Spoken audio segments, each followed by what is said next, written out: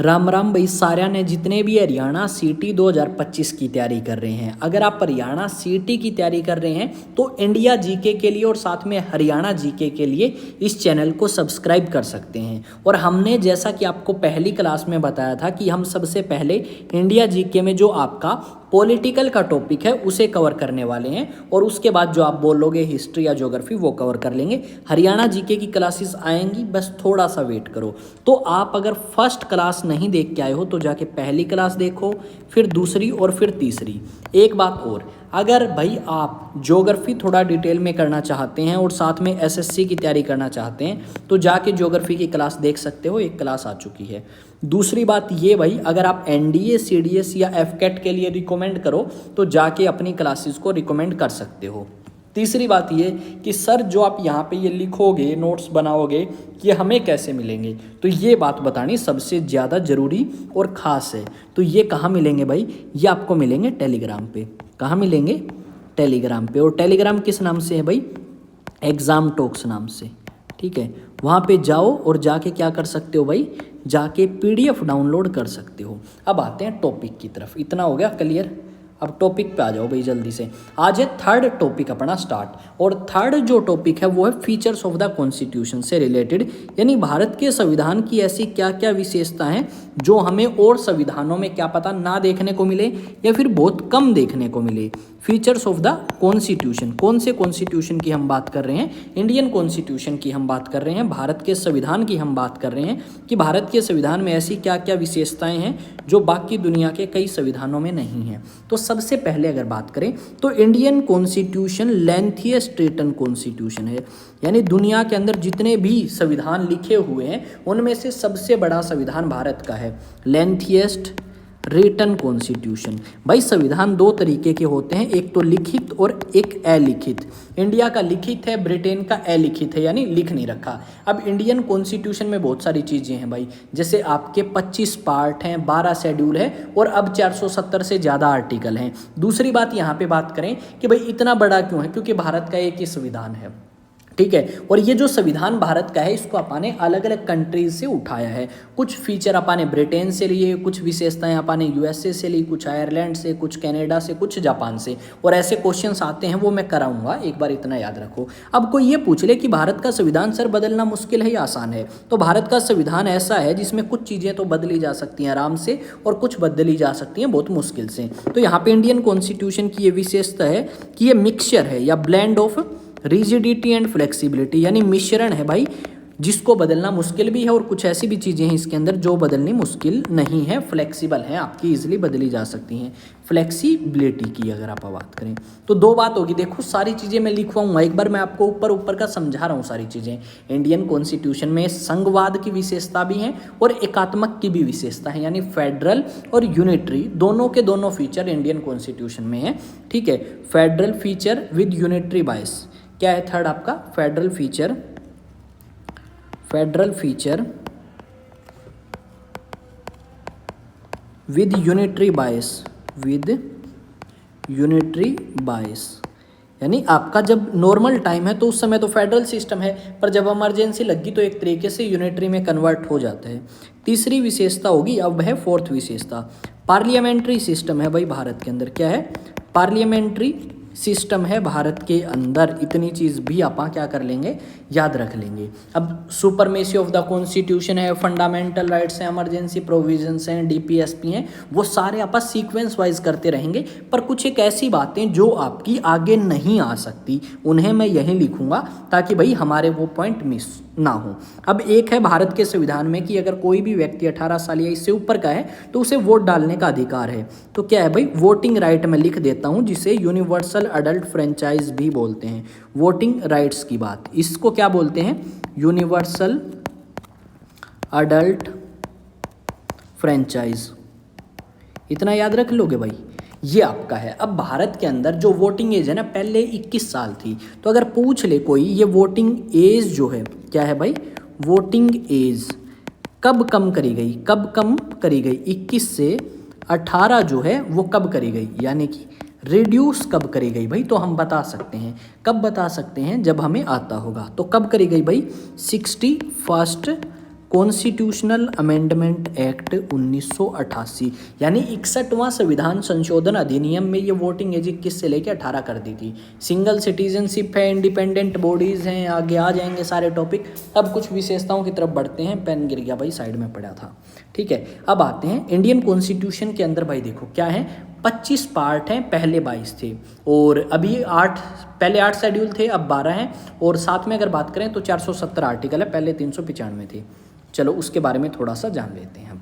अब किसके बारे में जानते हैं? कॉन्स्टिट्यूशन के बारे में। तो कॉन्स्टिट्यूशन के बारे में अगर आप बात करें, जहाँ से क्वेश्चन आ सकता है और यहीं से क्वेश्चन आएगा मेरे भाई, पक्का एक क्वेश्चन मिल सकता है। कॉन्स्टिट्यूशन की बात करें तो आपके पहले का कितने थे? 1950 की बात करें तो आपके 395 तो आर्टिकल थे, 8 शेड्यूल थे और उसके बाद भाई 22 पार्ट थे। कितने पार्ट थे? 22 पार्ट्स थे। इतना हो गया।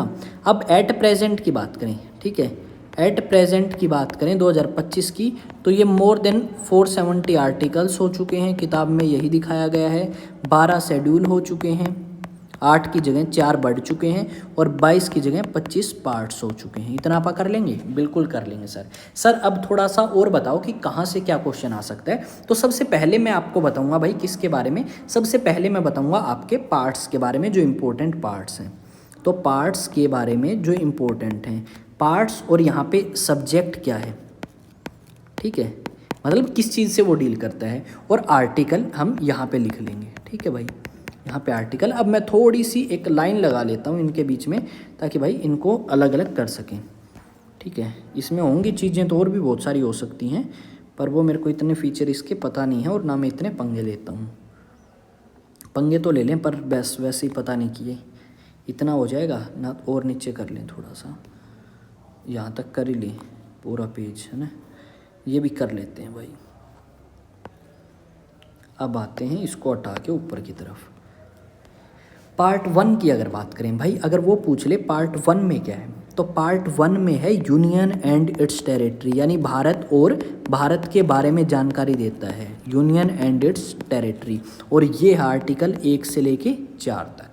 फिर आता है पार्ट 2 भाई। पार्ट 2 में है, पहले तो भारत बता दिया, फिर भारत के नागरिक कौन है, सिटीजनशिप के बारे में डील करता है, और ये है आर्टिकल 5 से लेके 11।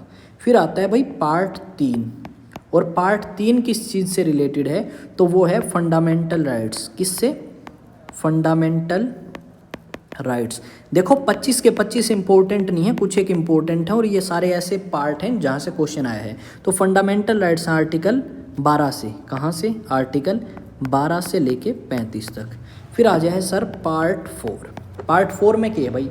पार्ट 4 में है directive principles and state policy, या DPSP से आप बोल सकते हैं, जो कि आर्टिकल 36 से लेके 51 तक है। उसके बाद नेक्स्ट आता है पार्ट 5, वो नहीं करेंगे, 6th भी नहीं करेंगे, 7th भी नहीं करेंगे, 8th भी नहीं करेंगे। अब आते हैं सीधा 9th पे, पार्ट 9th पे। अब जो पार्ट 9th है वो किस चीज़ से रिलेटेड है? वो है पंचायत से रिलेटेड। पंचायत से रिलेटेड आपका पार्ट 9th है, जो कि आर्टिकल नंबर 243 से लेके 243O तक है। इतना याद रख लेंगे। उसके बाद नेक्स्ट आता है पार्ट नंबर 14। किसके बारे में? Part number 14। अब जो पार्ट नंबर 14 है उसका चैप्टर नंबर अगर आप देखें कौन सा, तो चैप्टर नंबर आपका 2 है, जहाँ पे पब्लिक सर्विस कमीशन के बारे में बात करी गई है। जैसे स्टेट पब्लिक सर्विस कमीशन है या UPSC है, पब्लिक सर्विस कमीशन के बारे में जिक्र किया गया है। और ये पब्लिक सर्विस कमीशन के बारे में जिक्र किया गया है, ये आर्टिकल नंबर 315 से लेके 323 तक है। उसके बाद आता है पार्ट नंबर 15। अब जो पार्ट नंबर 15 है वो है इलेक्शन से रिलेटेड, इलेक्शंस, और ये है आर्टिकल नंबर 324 से लेके 329A तक। उसके बाद आता है भाई नेक्स्ट पार्ट, ये सारे रिवाइज भी करेंगे। 15 हो गया, उसके बाद आ गया 17 भाई, और 17 है लैंग्वेज से रिलेटेड। किससे? लैंग्वेज से रिलेटेड है। और यहाँ पे किस चीज़ के बारे में डील करी गई है कि भारत के अंदर कितनी ऑफिशियल लैंग्वेज हैं। एट प्रेजेंट की बात करें तो कितनी हैं 22 ऑफिशियल लैंग्वेज हैं। उसके बाद अगर पूछ लें कि कौन से पार्ट में है ऑफिशियल लैंग्वेज, तो आर्टिकल 343 से लेके 351 तक आपकी ऑफिशियल लैंग्वेज हैं। फिर आता है पार्ट 18। अब पार्ट 18 जो है वो किस चीज़ से रिलेटेड है, वो है इमरजेंसी से रिलेटेड है, इमरजेंसी। और इमरजेंसी जो है वो आर्टिकल 352 से लेके 360 तक है। फिर आता है पार्ट नंबर 20, और ये पार्ट नंबर 20 है अमेंडमेंट से रिलेटेड या संशोधन से रिलेटेड, और ये है आर्टिकल नंबर 368 में। इतनी चीज़ें हैं। अब इसको एक बार थोड़ा सा रिवाइज करते हैं, उसके बाद आगे करेंगे। तो यहाँ पे पार्ट नंबर 1 है वो यूनियन एंड इट्स टेरिटरी से रिलेटेड है, आर्टिकल 1 से लेके 4। पार्ट नंबर 2 सिटीजनशिप यानी नागरिकता से 5 से लेके 11 आर्टिकल। 3 मौलिक अधिकार 12 से 35, और आपका 4 की बात करें डीपीएसपी। अब यहाँ पे लिखना चाहो तो 4A भी लिख सकते हो। एक और है पार्ट नंबर 4A, ये बाद में ऐड किया गया है। ये है फंडामेंटल ड्यूटीज़ से रिलेटेड, फंडामेंटल ड्यूटीज़ से रिलेटेड, और इसके अंदर एक ही आर्टिकल है, आर्टिकल नंबर 51A सिर्फ इसके अंदर है, तो ये भी हम कर सकते हैं। उसके बाद आएगा 9th पंचायत से रिलेटेड 243 से 243O तक, और उसके बाद आता है भाई नेक्स्ट 14 पब्लिक सर्विस कमीशन 315 से 323, और उसके बाद अगर बात करें 15 इलेक्शन 324 से 29, 17 लैंग्वेज 343 से 51, 18 इमरजेंसी अनुच्छेद 352 से 60, और 20 अमेंडमेंट आर्टिकल 368 तक। अब ये तो हो चुके हैं पार्ट। अब बात करते हैं आगे शेड्यूल के बारे में। कितने शेड्यूल हैं भाई? 12 शेड्यूल हैं। तो उन शेड्यूल्स के बारे में बात करते हैं, कौन कौन से हैं शेड्यूल। अब जो ये शेड्यूल्स हैं ये टोटल हैं एट प्रेजेंट 12। अब इसमें बात करते हैं फर्स्ट के बारे में, फिर बात करेंगे सेकंड के बारे में, थर्ड के बारे में बात करेंगे, फोर्थ के बारे में, फिफ्थ के बारे में, सिक्स्थ, एक सेकंड, सिक्स्थ के बारे में, सेवन्थ के बारे में, एट्थ के बारे में, नाइन्थ के बारे में, 10th के बारे में, 11th and last one is 12th। इनके बारे में बात करने वाले हैं। अब एक बार एक लाइन ड्रॉ कर लेते हैं, ठीक है भाई। ये एक सेकंड, लो भाई लाइन होगी ड्रॉ। अब बात करते हैं शेड्यूल के बारे में। तो शेड्यूल की ट्रिक है एक, वैसे तो उसको हम याद कर सकते हैं ऐसे TEARS, tears of old PM, ठीक है, tears of old PM। T4 यहाँ पे टेरिटरी, यानी वही जो आपकी पार्ट नंबर 1 में है। E4 यानी जो आपके मंत्रियों को वो दे रखी है, छूट दे रखी है, उसके अलावा सैलरी और वो सारी चीज़ें, खर्चा उनका, तो इसे इमोल्यूमेंट्स बोल सकते हैं या फिर सैलरी बोल सकते हैं। थर्ड जो शेड्यूल है वो डील करता है अफर्मेशन से या फिर ओथ से, यानी कौन किसे शपथ दिलाता है। अब एनडीए में थोड़ा डिटेल में पूछ लिया जाता है कि जो थर्ड शेड्यूल है उसमें किस किस की ओथ की बात करी गई है, सेकंड शेड्यूल में किस किस की सैलरी की बात करी गई है। R4 भाई, फोर्थ में राज्यसभा। उसके बाद फिफ्थ में है S यानी schedule area, schedule area of Assam,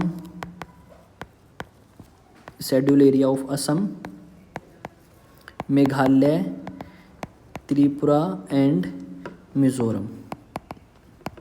इतना हम याद कर लेंगे।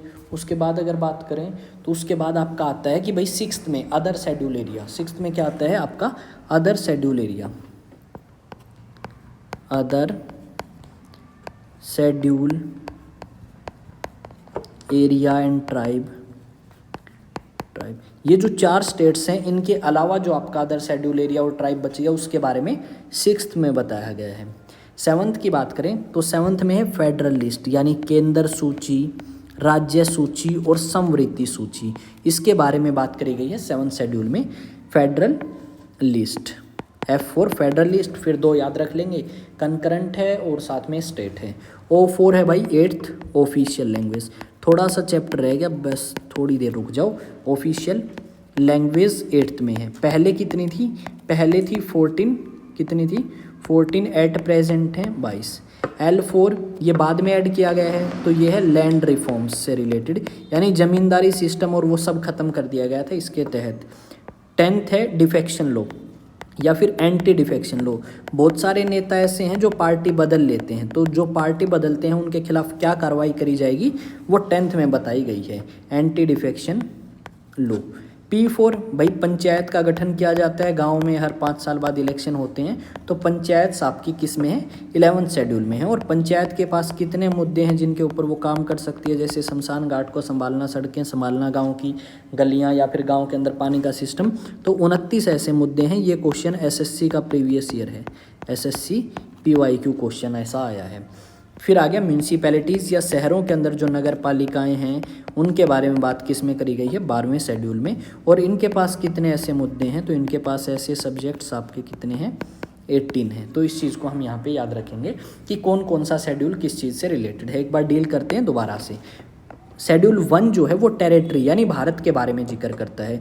शेड्यूल 2 आपका तनख्वाह, सैलरी, खर्चा, इन सभी प्रिविलेजेस के बारे में जिक्र करता है जो राष्ट्रपति, प्रधानमंत्री, गवर्नर, स्पीकर इन सबको मिले हैं। तीसरे में कौन किसको शपथ दिलाएगा। 4th में राज्यसभा यानी किस राज्य से कितनी सीट्स होंगी राज्यसभा में। 5th में बात करी गई है शेड्यूल एरिया, असम की, मेघालय की, त्रिपुरा की, मिजोरम की, ये चारों नाम याद रखने जरूरी हैं। 6th में है अदर शेड्यूल एरिया, यानी जो 5th में बात हो चुकी है उनके अलावा जो एरिया है और ट्राइब है उनकी बात 6th में करी गई है। 7th में भाई फेडरल लिस्ट, केंद्र सूची, राज्य सूची और संवृत्ति सूची, फेडरल, स्टेट और कंकरेंट लिस्ट की बात यहाँ पे करी गई है। उसके बाद 8th की बात करें तो ऑफिशियल लैंग्वेज की बात करी है, पहले 14 अब 22 है। L4 लैंड रिफॉर्म्स की बात करी है 9th में। 10th की अगर बात करें तो एंटी डिफेक्शन लॉ। 11th की बात करें तो पंचायत, 29 सब्जेक्ट हैं इनके पास। 12th की बात करें तो म्यूनसिपैलिटीज़, 18 ऐसे सब्जेक्ट हैं इनके पास। उसके बाद अगर आप बात करें तो उसके बाद आते हैं इंपॉर्टेंट आर्टिकल्स। पर इंपॉर्टेंट आर्टिकल्स को तो हम नहीं करेंगे, पर ये चीज़ ज़रूर देखेंगे कि कौन से देश से हमने क्या चीज़ बोरो करी है या कौन से देश से क्या चीज़ हमने ली है। तो ये PDF आपको कहाँ मिलेगी भाई, जो PDF है ये आपको मिलेगी टेलीग्राम पे, और टेलीग्राम है आपका एग्ज़ाम टॉक्स नाम से। वहाँ पे जाके आप PDF ले सकते हैं। स्पेस ना दें तो आपको ईजिली टेलीग्राम अकाउंट जो है वो मिल जाएगा, उसे आप सब्सक्राइब भी कर सकते हैं ऐसे ही PDF के लिए। अब आते हैं भाई सोर्स, यानी भारत के संविधान में ये इतनी सारी चीज़ें हैं, ये कहाँ से ली हैं हमने, ये सब हम यहाँ पे देखने वाले हैं। तो सोर्स की हम बात कर रहे हैं भाई, ठीक है, और कौन सी कंट्री से लिया है, मतलब बोरोड फ्रॉम, यानी उधार कहाँ से ले लिया भाई, बोरोड फ्रॉम। कुछ एक इम्पोर्टेंट हैं वही डिस्कस करेंगे, सारे डिस्कस नहीं करेंगे, सारे डिस्कस करेंगे तो मूर्ख कहलाएंगे भाई। अब आ जाओ आगे की तरफ, थोड़ा सा और अंडरलाइन करते हैं, हाँ इतने में हो ही जाएगा। अब नेक्स्ट है, नेक्स्ट में क्या है, सबसे पहले अगर बात करें तो हमने क्या क्या चीज़ें कहाँ से उठाई, तो पहले ब्रिटेन ले लें क्योंकि ब्रिटिशर्स जो हैं वो हमारे ऊपर रूल करके गए हैं। तो ब्रिटिश कॉन्स्टिट्यूशन से हमने क्या लिया, ब्रिटिश कॉन्स्टिट्यूशन से हमने लिया पार्लियामेंट्री सिस्टम। क्या लिया, पार्लियामेंट्री सिस्टम हमने ब्रिटिश कॉन्स्टिट्यूशन से लिया। दूसरा अगर वो पूछें और क्या लिया, तो हमने सिटीजनशिप का कंसेप्ट वहाँ से लिया। क्या, सिटीजनशिप का कंसेप्ट आपा ने ब्रिटेन से लिया। दूसरी बात यहाँ पे हमने कैबिनेट सिस्टम ब्रिटेन से लिया, कैबिनेट सिस्टम यानी जो ये मंत्री परिषद है ये आपा ने ब्रिटेन से ली है। उसके बाद लास्ट है बायकैमरलिज्म, बायकैमरलिज्म हमने कहाँ से लिया, तो वो भी ब्रिटेन से लिया। फिर आते हैं नेक्स्ट पे, नेक्स्ट है USA से हमने क्या क्या चीज़ें उधार ली, या US कॉन्स्टिट्यूशन से हमने क्या लिया, तो US कॉन्स्टिट्यूशन से हमने फंडामेंटल राइट्स लिए, फंडामेंटल राइट्स हमने USA से लिए, एक सेकंड, फंडामेंटल राइट्स हमने USA से लिए। अच्छा, इम्पीचमेंट ऑफ प्रेसिडेंट, राष्ट्रपति को किस शर्त पे कैसे हटाया जा सकता है, वो हमने USA से लिया, इम्पीचमेंट ऑफ प्रेसिडेंट हमने USA से लिया। नेक्स्ट अगर उसके बाद हमसे कोई पूछ ले, तो अगर ये पूछे कोई इंडिपेंडेंस ऑफ जुडिशरी कहाँ से ली, यानी हमारी जो क्या बोलते हैं इसको, कोर्ट सिस्टम है वो इंडिपेंडेंट है, ठीक है, वो अपनी मन मर्जी से अपने फैसले कर सकता है, उनके ऊपर किसी प्रकार का दबाव नहीं है। तो ये चीज़ हमने कहाँ से ली, USA से ली। उपराष्ट्रपति का पद, ठीक है, इम्पीचमेंट प्रेसिडेंट की भी, और रिमूवल ऑफ जजेस of supreme court and high court, ये भी हमने यूएसए से लिया। एक लास्ट है post of vice president, post of vice president हमने कहाँ से ली, ये भी यूएसए से ली। अब जो हमारे एग्ज़ाम सीटी की बात करें तो उसके लिए सबसे ज़्यादा इम्पोर्टेंट यही है, और इसमें ये 2 सिस्टम इम्पोर्टेंट हैं। नेक्स्ट अगर बात करें तो नेक्स्ट है, इसको मारो ना नीचे जाके यार, ठीक है। नेक्स्ट है आयरिश कॉन्स्टिट्यूशन। आयरिश कॉन्स्टिट्यूशन से हमने क्या लिया, तो आयरलैंड से हमने क्या लिया भाई, तो इसमें एक इम्पोर्टेंट है, आयरलैंड से हमने जो लिया है वो है आपका डीपीएसपी। क्या लिया है, डीपीएसपी। और एक चीज़ और, इलेक्शन ऑफ प्रेसिडेंट। क्या, इलेक्शन ऑफ प्रेसिडेंट। ये 2 ही चीज़ इंपॉर्टेंट हैं, बाकी नहीं है। इलेक्शन ऑफ प्रेसिडेंट या राष्ट्रपति का इलेक्शन आप बोल सकते हो। बस थोड़ा सा रह गया, 5 मिनट भी नहीं लगेंगे। नेक्स्ट है भाई, कनाडा के बारे में छोड़ सकते हैं, ऑस्ट्रेलिया के बारे में छोड़ सकते हैं। चलो लिख लो ऑस्ट्रेलिया। ऑस्ट्रेलिया से हमने क्या लिया, जॉइंट सेटिंग ली। ऑस्ट्रेलिया से हमने joint setting of both houses, joint setting of both houses हमने ऑस्ट्रेलिया से ली। इतना डन। उसके बाद नेक्स्ट आते हैं भाई, ऑस्ट्रेलिया से ये हो गया। उसके बाद यूएसएसआर से क्या लिया, एक सेकंड, अरे चल जाओ यार। उसके बाद हाँ, उसके बाद है नेक्स्ट अपना क्या है, हमने यूएसएसआर से क्या लिया, पेन ये ले लें, हाँ ये ले लें भाई। यूएसएसआर या सोवियत संघ से हमने क्या लिया, तो सोवियत संघ से हमने फंडामेंटल ड्यूटीज़ ली। क्या ली, फंडामेंटल ड्यूटीज़ हमने सोवियत संघ से ली। उसके अलावा आइडिया लिया, आइडियल्स ऑफ जस्टिस, यानी जो न्याय के आइडिया हैं वो हमने लिए। जस्टिस कितना टाइप का भाई, social, economic and political. France से हमने क्या लिया, जो हम हर साल 26 जनवरी को क्या मनाते हैं, रिपब्लिक डे। तो जो रिपब्लिक सिस्टम है या ये जो आइडिया है ये हमने फ्रांस से लिया, ठीक है। उसके अलावा आपका एक कंट्री और इम्पोर्टेंट है, वो लिखवा देता हूँ, फिर अपना ये टॉपिक कंप्लीट। वो है आपका साउथ अफ्रीका, साउथ अफ्रीका। अब ये जो साउथ अफ्रीका है इससे हमने लिया अमेंडमेंट प्रोसीजर या संशोधन प्रणाली, जो कि आर्टिकल 368 में है। यही सारे के सारे पॉइंट आपके इम्पोर्टेंट हैं हरियाणा सीटी के लिए। वैसे और ज़्यादा डिटेल में भी जा सकते हैं कि साउथ अफ्रीका से हमने क्या लिया, अमेंडमेंट क्या है। फ्रांस से भी हमने लिया है लिबर्टी, इक्वेलिटी, फ्रेटर्निटी। अगर लिखना चाहो तो लिख सकते हो, आइडियल्स ऑफ लिबर्टी आज़ादी होती है, इक्वेलिटी समानता होती है, liberty, equality and fraternity, FRATER। Fraternity का मतलब होता है भाईचारा, ब्रदरहुड। ये भी अपन ने फ्रांस की क्रांति से लिए थे या फ्रांस से आप कह सकते हो। तो ये आज का हमारा टॉपिक है, इसको एक बार थोड़ा सा जल्दी से देख लेते हैं, 2-1 मिनट, उसके बाद हम इस क्लास को फिनिश करेंगे। यहाँ पे हमने भारत के संविधान की विशेषताओं के बारे में बात करी थी कि दुनिया का सबसे बड़ा लिखित संविधान भारत का ही है। भारत के संविधान को बदलना मुश्किल भी है और भारत के संविधान को बदलना आसान भी है। भारत के संविधान में संघवाद के भी फीचर हैं और एकात्मक सरकार के भी फीचर हैं। वो डिपेंड करता है क्या सिचुएशन, नॉर्मल सिचुएशन में संघवाद और इमरजेंसी सिचुएशन में एकात्मक सरकार। पार्लियामेंट्री सिस्टम की अगर आप बात करें तो पार्लियामेंट्री सिस्टम मतलब होता है जो अपने यहाँ पे प्रधानमंत्री है और लोकसभा, राज्यसभा है। वोटिंग राइट्स भाई पहले 21 साल थी उम्र, फिर 18 कर दी गई 61वें संविधान संशोधन अधिनियम 1988 के तहत। यहाँ पे बात करें तो भारत के संविधान में 1950 में 395 में आर्टिकल 8 शेड्यूल और 22 पार्ट थे। आज 470 से ज़्यादा आर्टिकल, 12 शेड्यूल और 25 पार्ट हैं। अब पार्ट की बात करें तो पहला पार्ट किस चीज़ से डील करता है वो मैं थोड़ा एक्सप्लेन कर चुका हूँ, शेड्यूल्स ये एक्सप्लेन कर चुका हूँ शेड्यूल। उसके बाद आते हैं इनके ऊपर, दोबारा रिवाइज कराते हैं। ब्रिटेन के संविधान से हमने पार्लियामेंट्री सिस्टम लिया, नागरिकता का प्रावधान लिया, कैबिनेट सिस्टम लिया और बाइकैमरलिज्म लिया। यूएसए से हमने मौलिक अधिकार लिए, ये हमारे लिए सबसे ज़्यादा महत्वपूर्ण है। राष्ट्रपति को किस शर्तों पे और कैसे हटाया जा सकता है, इंडिपेंडेंस ऑफ जुडिशरी और जजेस ऑफ सुप्रीम कोर्ट और हाई कोर्ट को कैसे हटाया जा सकता है, ये बात भी हमने यूएसए से सीखी। और उपराष्ट्रपति के पद के बारे में भी सीखा। भारत के उपराष्ट्रपति और अमेरिका के उपराष्ट्रपति के अंदर दिन और रात का फ़र्क है, ठीक है, थोड़ा बहुत भी नहीं है। नेक्स्ट है आयरिश कॉन्स्टिट्यूशन, यानी आयरलैंड से हमने क्या लिया, DPSP, directive principles of state policy. और भारत के राष्ट्रपति के इलेक्शन कैसे होंगे और कैसे होते हैं वो आप मुझे बताओगे कमेंट सेक्शन में। नेक्स्ट है ऑस्ट्रेलिया से क्या लिया, ठीक है, AUSTR, ये गलत लिख दिया यार, स्पेलिंग लिख लेते हैं दोबारा, ठीक है। ऑस्ट्रेलिया से हमने क्या लिया भाई, जॉइंट सिटिंग। मान लो कोई ऐसी बात है जो लोकसभा पास करना चाहती है, राज्य नहीं करना चाहती, तो उसके ऊपर जॉइंट सिटिंग हो सकती है। यूएसएसआर या सोवियत संघ से हमने क्या लिया, फंडामेंटल ड्यूटी ली और आइडिया लिया जस्टिस का। जस्टिस 3 तरीके का, सोशल, इकोनॉमिक एंड पॉलिटिकल। उसके बाद आता है फ्रांस। फ्रांस से हमने रिपब्लिक सिस्टम, आइडिया लिया लिबर्टी, इक्वालिटी एंड फ्रेटर्निटी का। साउथ अफ्रीका से हमने संविधान संशोधन अधिनियम के बारे में थोड़ा सा आइडिया लिया।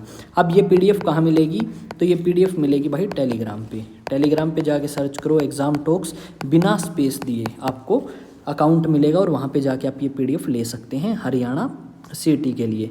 अभी ये पीडीएफ भेज देते हैं, उसके बाद सेशन को कंप्लीट करते हैं। प्रिंट ये पीडीएफ टेलीग्राम।